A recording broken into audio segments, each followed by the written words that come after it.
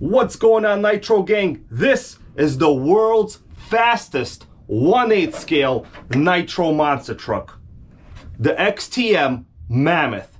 You want to know how fast this was? It was faster than the HPI Savage XL with the 3-speed. Now this particular one is in like new factory condition. Probably the nicest one any of us will ever see. And I am honored to be able to do this review. Special thanks to my friend Benjamin, who brought this to the channel. Why don't you give us all a little story history, how you picked that XTM Mammoth up? Well, first of all, I picked it up because being a part of the Nitro gang and all the live feeds that you've put out for us, you made me aware of the XTM Mammoth. So of course, just like any avid collector of RCs, I started doing my homework, and I was lucky enough to actually find one. You will get to see everything here in another part of this video. Make sure you're a subscriber and you will not miss out on anything. Is that a motorcycle? Ducati. That appears to be a motorcycle. Tiger. TC3 from Team Associated. Kyosho Stadium Force. MGT. That's actually an HPI SS. That's a Kyosho GT3. And then right next to it, it's the Kyosho Inferno Buggy. All right, bro, we can't give too much away. That's going to be a part 2 of this video. Oh my God, I can't help but to show this in this video. HPI Savage Octane, 3-speed, gas engine, 15cc. Subscribe for more. Let's do an overview of the world's fastest 8-scale truck, the XTM Mammoth. Now I notice in the front here, we have 2 engines. One is the original XTM 24/7, and next to it we have a Force 32. So Ben, tell us, what's the story with those engines? How come you ripped one out and put another one in? Well, when I first purchased this vehicle, the previous owner actually sent me the original 24/7 motor. He stated that the .32 off was much better, but to be quite honest with you, in order for you to even try to start this, it was a matter of massively heating the engine, loosening up the glow plug, hoping you can get the timing correct, to tighten down the glow plug and keep it running. I turned around, I found another 24/7 that was repinched, and I decided to install it. And I wanted to keep it as original as possible. This is a beautiful looking chassis. Now for the viewers at home, I'm gonna tell you something. This is a very, very long truck. In fact, the body, I just measured it earlier, it's about 2 inches longer than a Savage XL shell alone. Top down view, what we have in the center, the famous 2-speed transmission. That's what made this thing fast. It's got a lot of power and it's got a lot of gearing. Now top down, it's interesting, but when you look at the front, pretty unique shock layout here from XTM. The last, I think, Nitro truck I remember having these kind of side-mounted front shocks was the Kyosho Nitro Crusher. The very first 1990s USA one. Put them like that in the front. What the benefit is, the jury is still out on that. In the rear, we have the same style setup. Pretty smooth shocks in the rear. Good suspension travel. These are, in fact, the original wheels. They still look good. Plenty of life on that chrome. Now, top down, it kind of resembles maybe a buggy. What do you think, Ben? Probably a buggy style layout. Has a very similar setup to almost like a Duratrax as well. Yeah, very similar style to Duratrax. But this thing was actually, unlike a Duratrax, very fast. 52 miles an hour. And that is confirmed with this vintage RC Car Action magazine.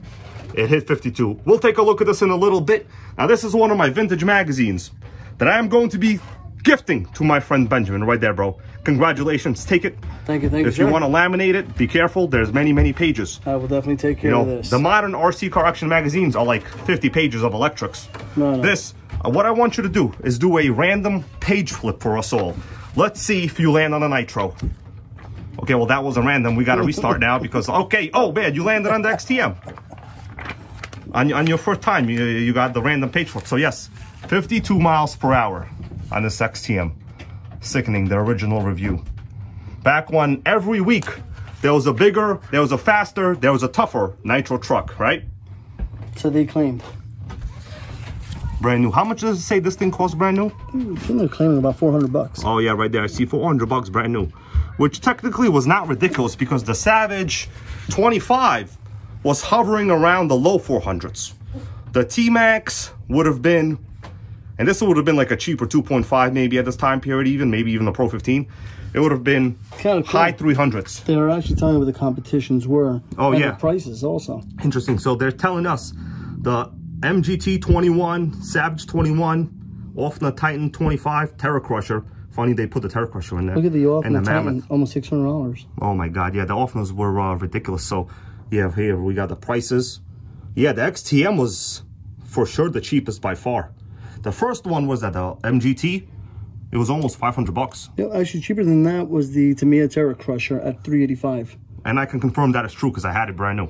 Yeah. For a nice size comparison, we have the Savage XL K5.9 right next to it. And check out the wheelbase. The wheels are lined up. It is exactly the same wheelbase. Now keep in mind, guys, the Savage XL wasn't produced for at least 5 to 6 years while this XTM Mammoth was already in production. So, I mean, you could say that the Mammoth, yes, in fact, it was the largest 8-scale Nitro monster truck, I think, during that time period. You saw in the magazine, it was competing with just the MGT 21. And this is, in fact, a proper XL Savage. Let's take a quick look at the Savage because I understand when you pull a Savage out, people want to see it, you know. I mean, I could be doing a video about bacon, egg, and cheese sandwiches, and people still want to see a Savage. LRP 32, great engine for this truck. These are like, what, $190-something on A-Main? Very cheap. Top of the line engine upgrade for this. 3-speed, and these were rated to hit 45, right? 45? 45. I got 46 on mine with a regular 5.9. But during this time period, keep in mind that LRP 32 was not produced. So this would have been, and the XTM Mammoth really would have been the top dog engine, right? Also, do want to mention that many people put these engines into a T-Max if you did get the big block conversions. Oftentimes, you know, any big block conversion will cost you hundreds because basically you needed an entire new chassis during that time period. You couldn't just get like engine mounts. It was like a whole, you needed a new era big block conversion kit. XTM made conversion kits as well. Notice the Savage has the typical style shock setup, just like the T-Max, but XTM said, nope, we don't want typical. We want blue, we want orange. And they gave it to you. Just to give you a good understanding on how huge the body itself is on this truck, let's take the XTM Mammoth body and put it right alongside the Savage XL. Yeah, if we do line up in the rear, even, check that out in the front. It's over 2 inches. It's about 2 inches longer, right?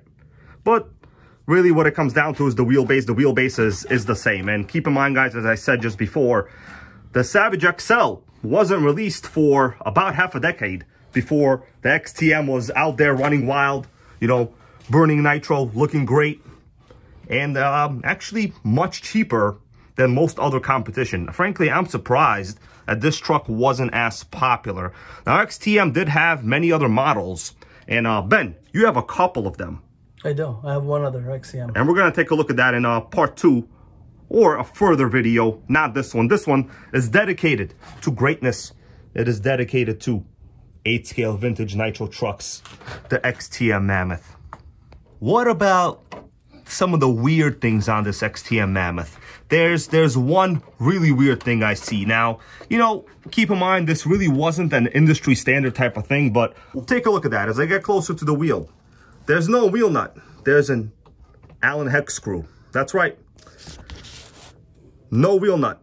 Not really an industry standard type of design. I did want to take a look inside to see what size the wheel hubs themselves are. I'm not sure if they're 17 millimeters or not, but I think Ben over there is going to go get a hex nut. We'll take a look inside. Well, you know, when you're kind of messing around with these old vintage nitros, expect things to get weird. This one, at least, it seems to have foam in the wheels. A lot of these older style nitros, especially from Tower Hobbies, even Schumacher, they had pneumatic wheels, which means they were foam free. All right, so Ben is gonna, I think these look like what, a 3 millimeter? Absolutely. 3 millimeter? Yes, sir. Pretty beefy size screw right there. We're gonna take a look inside, see the wheel knuckles. Oh yeah, so we do have metal knuckles on the inside. I see proper CV drive shafts. beefy shock stops. All right. Nope. Oh man, that is some weird wheel design. It's a pin design. This is similar to RC10 GT, right? RC10 How they GT. on the pretty much the old stadium trucks. Yep. Yeah. So the pin goes directly on the wheel, and then you basically pray that you don't kill the wheel, you don't trip anything. So there it is. Real beefy, but not enough beef. And very short screws. Yeah, and oh man, that is like the world's shortest screw I've ever seen. Yep. You really got to thread lock that, right? Because like if you don't do enough thread lock, it pops out. This pin right there will just cut through your entire wheel hub, and then you're gonna have to spend a lot of money on wheels. Pretty sickening. You know what, man? Kind of learned something today. XTM Mammoths have some really weird wheel designs, and yes, it's true. Like other RCs had that design, but like they were 10th scale, cheaper race cars, like RC10 GT, Losi Triple XNT. They weren't 8th scale, 52 mile per hour nitro monster trucks, right? So one of the weird designs, I guess you could say. Special thanks for letting everybody check out this super rare vintage nitro monster truck, right? My pleasure. Hopefully one day I'll be able to get one, but until then, we got people in the nitro game that have them. So what are your plans for this? Well, being that this motor was repinched, I'm thinking come springtime, make it out to the track in Staten Island. We can definitely do a break-in on this one, and we still have to break in my XTM accelerator. But Tara Curry definitely has to be a part of this one. Tara Curry also bought the Nitro accelerator. Let's see, where's yours right here? Right there. Oh, I see the box. Top shelf, that's where you want it. Nice. Vintage Nitro accelerator. This is a nice aftershock that I got from Oh Joe my God. Hutchinson. We're cutting into like part 2 of the video segment over here. Oh, that's the one from Joe Hutchinson? You got it. Sickening. You know what? I was holding this before. I kind of wanted to end this video right now, but like, dude, it's pretty light, right? Extremely, extremely light. It actually almost feels like a buggy. Yeah, that's probably why they were able to get so much speed out of it. Possibly. It's kind of funny though when you actually watch a lot of the older videos on this. You don't see too many people doing speed runs on them. Oh no! Now, well, who else is going to be doing it? You know, can't buy them at Horizon Hobbies anymore, so or anywhere else. Basically, you gotta pray, you gotta eat your Wheaties, and you gotta buy your vintage nitros. I'm definitely very happy to be an owner of one of these. Oh man, I remember when you called me up and you were like, "I'm getting it." I was excited, right? Absolutely. You're gonna read that magazine later? Most definitely. Sickening, okay. And you know what? I can't wait until the spring. You figure I've had it for 2 years already, and I still haven't taken it out for a real run. So. That's right. I'll get the head warmer ready. I'll get the heat run ready. I'll bring the donuts. And I'll bring the coffee. And I'll drive the Prius. Well, bro, thanks so much. And we're gonna continue taking a look at these other videos. So guys, comment, like, subscribe. Make sure you're a channel member. You know, help us all buy more nitros, repair them, restore them, and keep this hobby positive and fun and exciting forever.